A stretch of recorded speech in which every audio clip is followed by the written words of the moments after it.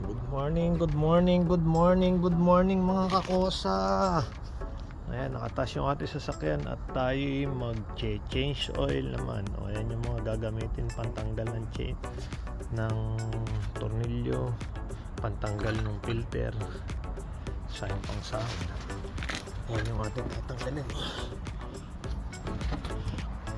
Ito yung filter, saka yun yung tornilyo para dito sa oil pan.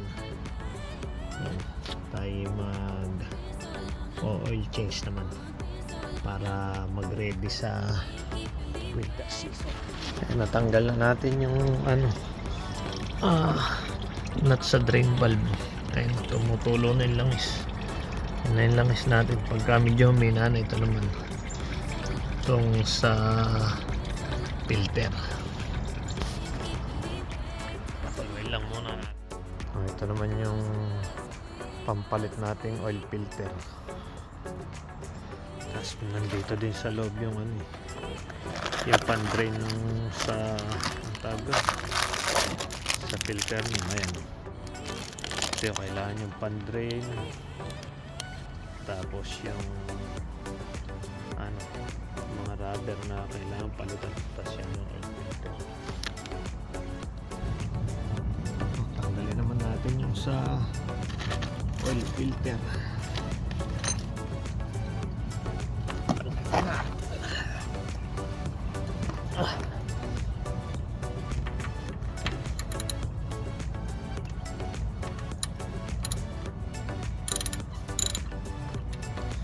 Yan, ganito ang buhay dito sa Canada. Kailangan marunong ka magkutingting ng kahit paano. Sa Pilipinas hindi mo nagaganto lahat sa shop and dala dito para makatipid.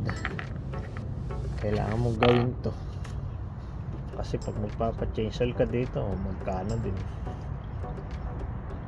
dito kasi mahal yung labor.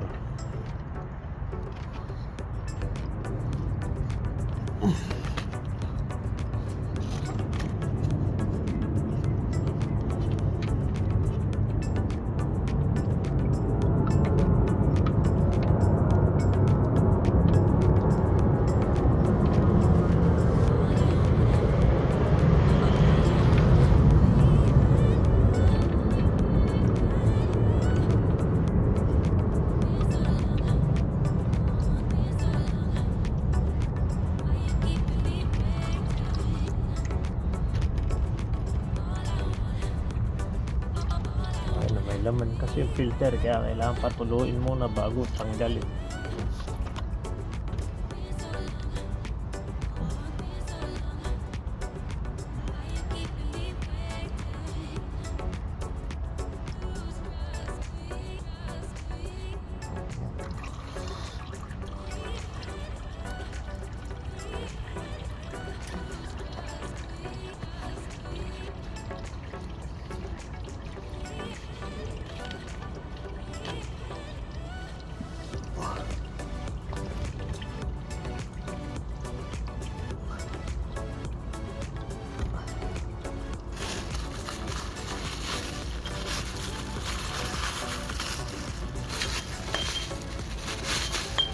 Ayaw mo fit ng filter, kaya gamitin natin to patanggal ng filter talaga.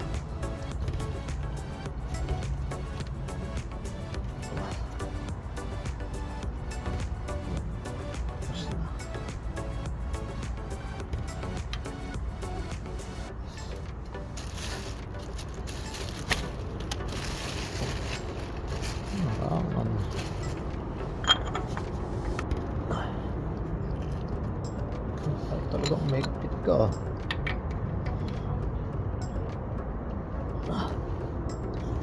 Yung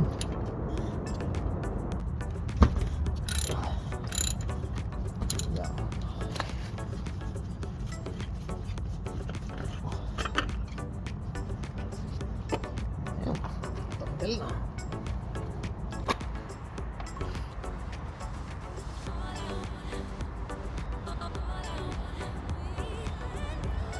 Tapos tatanggal natin itong rubber na to, sa rubber na yun.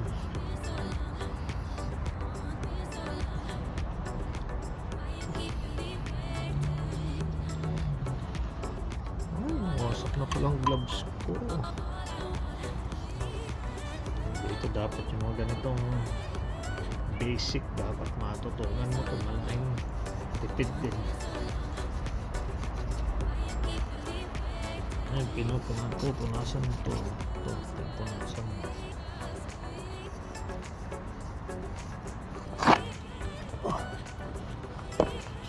Punasan din natin ang anto ito.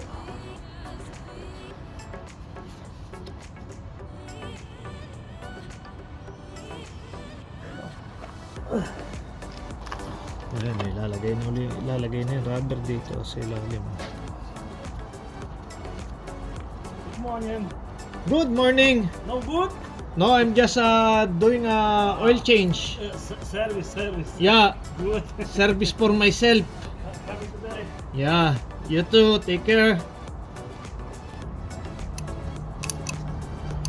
Ayan, tapos nalagay ko din yung isang rubber. Ayan, natinakpan ko na. Ayan na yung rubber. Ito yung bagong filter. Susok mo lang dyan. Ayan naman yung langis na gagamitin natin. Yan yung langis na pampalit. Sa mukhang wala na masyadong tulo. Pwede na nating ibalik ito. Babalik natin yung oil filter.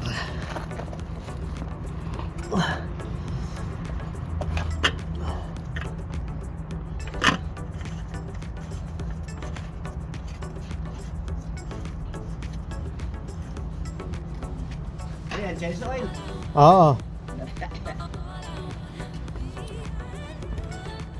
Mag-cancel akong nakaraan sa kapatid ko. Ako nung isang linggo ko pa to gagawin. Ngayon ko lang nagawa. Lagi tinatamad eh. Ginawa ko ng maglalamig na eh. Wala nga itong oil filter. Kahit hand tight mo lang ikabit. Pagka yung tatanggalin mo na, hindi pwedeng walang walang gamit to. Hindi mo matanggalan dyan pang gamit mo ah. Hindi nga ibig sabihin pagka wala tong hindi matanggal, pero samantalang pag binalik mo, hand tight lang. Nananikit siya eh. Talagang kumakapit. Ito ba yung ano mo? Yan yung filter. Ibang klase ito ano. Yung sa akin hindi ganyan eh. Ano? Yung nabibili ko hindi yan to. Solid yung niya. Ay ba, depende Mas maganda kasi. ba yan? Depende kasi pare sa Depende sa sasakyan. Yung sa Nissan ko, Sinabi mo ano. yung Nissan ko din dati, iba din ang Pero ganyan din kalaki. Kaso lang yun. Solid yung metal niya sa hindi ganyan parang may gitla-gatla. Yan So, pag nag-change oil ako, wala nang gantong rubber. Saan to galing itong rubber na to? dito din do sa lagay ng filter. Pati yung malaking yun? Oo. Oo, sa akin walang ganyan. Yun do sa palibot na gano'n at sa ilalim. Sa Nissan kasi pati isang tanggalan lang yung filter eh. O yun lang. Di ba? Walang Ito rubber. dalawang tinatanggal to eh. May tatanggalin ka sa ilalim kaya kailangan may ganito. Sa Nissan wala mang ganito eh. Wala nga. Kasi nag-cancel ako dun. Sinusimula na ako ng cancel. Wala naman ako natanggal na ganyan eh. Tsaka tinignan ko sa YouTube. Wala namang tinatanggal na ganyan. Wala nga. Ay, magsasalinanan tayo ng langis. Ang yata nito, mga 3.75 liters. Salinaw mo ng langis.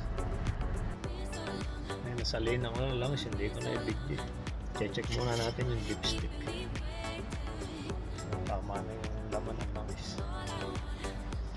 Ayan, kita nyo ba yung dalawang dot? Ayan o. Yung langis, pwede dyan sa in-between ito. Itong dot na to, sa itong dot na to, kahit nasa gitna lang. Ayos na yan. Sukatin natin.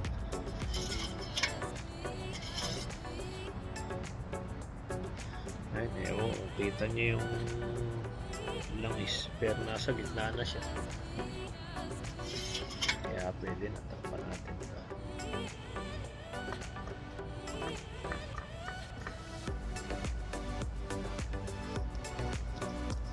Tapos pa-startin muna natin ng 5 minutes. Saan natin ulit check yung dipstick. Start muna natin. Tapos share ko lang yan, yung oil filter. Tapos yung used oil. Dito hindi yung pwede kung saan basta-basta itapon. Dapat yan idadali mo doon sa tamang tapunan. Yun, ako sa Canadian Taro nagdadali. Check na ulit natin yung dipstick. Check natin kung okay na yung oil level.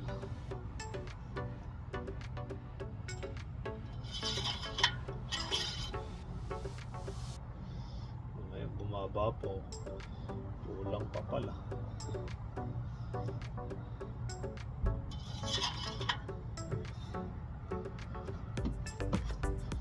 Ay, kulang pa. Ayan, huli natin dagdagan.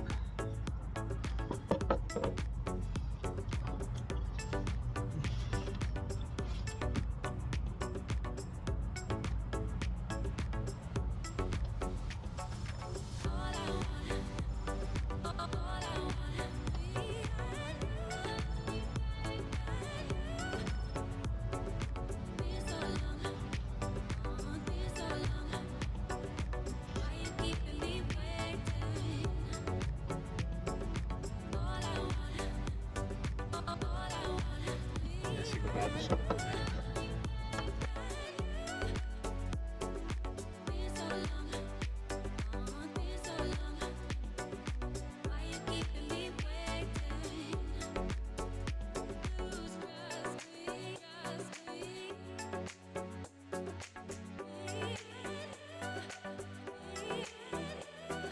ready na ulit.